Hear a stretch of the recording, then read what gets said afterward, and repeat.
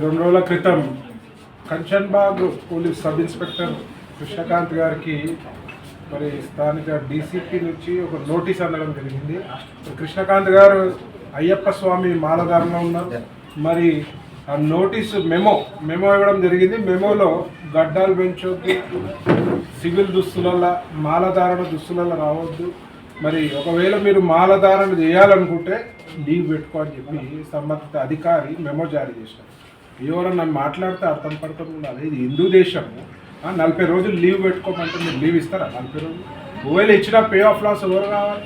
అయినా మా దేశం హిందూ దేశంలో ఎన్నో ఏళ్ళ నుంచి వస్తున్న సాంప్రదాయాల్ని మీరు పోలీస్ శాఖలో ఉండి, పోలీస్ శాఖలో కూడా ఏం చేస్తారు? ఖాకీ యూనిఫామ్ వేసుకొని నల్ల రంగు కండువా వేసుకుంటారు. అందులో తప్పు లేదు. చెప్పులు వేసుకోరు, తప్పు లేదు.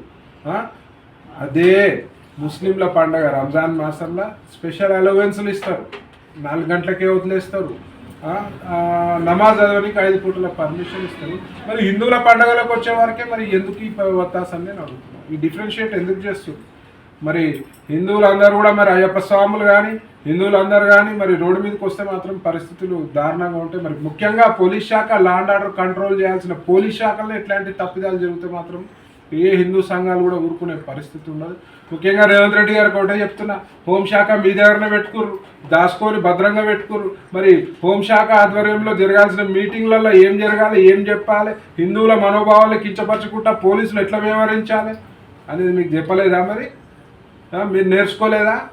మిమ్మల్ని అడుగుతున్న రేవంత్ రెడ్డి గారు తక్షణము ఒక రివ్యూ మీటింగ్ పెట్టుకొని ఇట్లాంటి చర్యలు పునరావృతం కాకుండా చూసుకోవాలి. అంటే మాత్రం ఆల్రెడీ మీరు చెప్తారు కాంగ్రెస్ అంటే ముస్లింలు అంటే కాంగ్రెస్ అని. ఆల్రెడీ మొత్తం హిందువుల మనోభావాలు దెబ్బతిని ఉన్నాయి. గుళ్ళపై దాడులు జరుగుతున్నాయి, విగ్రహాలు ధ్వంసం చేస్తున్నారు. ఆల్రెడీ మీపై దునియా నెగిటివ్ ఇంపాక్ట్ ఉంది. మరి కొత్త రూల్స్ తెచ్చి మరి పోలీసు వాళ్ళు అయ్యప్ప స్వామి మాలేసుకోవద్దు అనే రూల్స్ తీసుకొస్తే మాత్రం బాగుండదు.